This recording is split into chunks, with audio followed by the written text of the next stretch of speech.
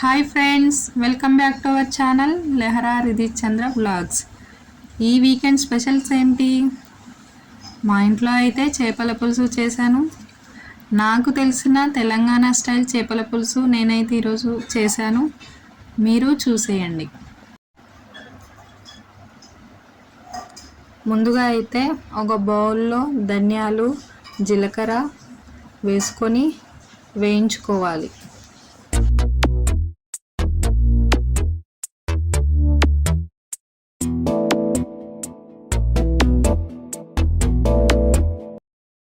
వేగాక మిక్సీలోకి తీసుకోవాలి. తర్వాత కొన్ని రైస్ని తీసుకొని దోరగా వేయించుకోవాలి. అవి కూడా వేగాక మిక్సీలో తీసుకోండి. నేనైతే ఆనియన్స్ తీసుకున్నాను. కొంచెం ఆయిల్ వేసి దోరగా వేయించుకోవాలి. ఈ జన్మమే రుచి చూడడానికి దొరికెరా.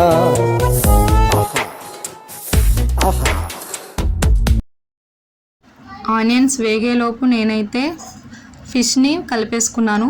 ముందుగా పసుపు, ఫ్రెష్గా కడుక్కున్న ఫిష్లోకి పసుపు, కారము, అల్లము, ఉప్పు వేసుకొని మంచిగా కలుపుకోవాలి. కొంచెం ఆయిల్ వేసుకోవాలి. మంచిగా అన్ని ముక్కలకు సరిపడట్టుగా కలుపుకోవాలి.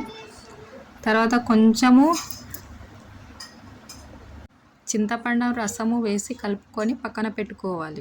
ఈ లోకమే వండి వాచడానికి వేదికరా. వేడి వేడన్నల్లో నెయ్యి చారుకు. ఆనియన్స్ అయితే వేగాక మిక్సీలో తీసుకొని అదంతా పేస్ట్ లాగా మంచి పేస్ట్ చేసి తీసుకోవాలి. ఆ పేస్ట్ని మనమైతే ఫిష్లో కలుపుకుంటాము.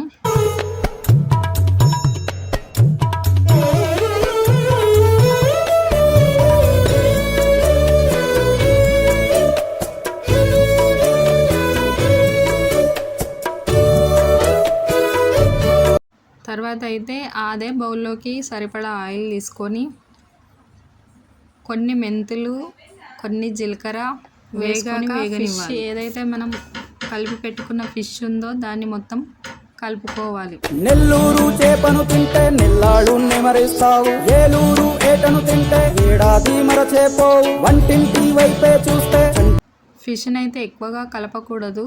అలాగే కొంచెం నేను చింతపండు రసాన్ని వేసాను సూప్ కోసము. అది మంచిగా వేగనివ్వాలి, ఎక్కువ కలపకూడదు.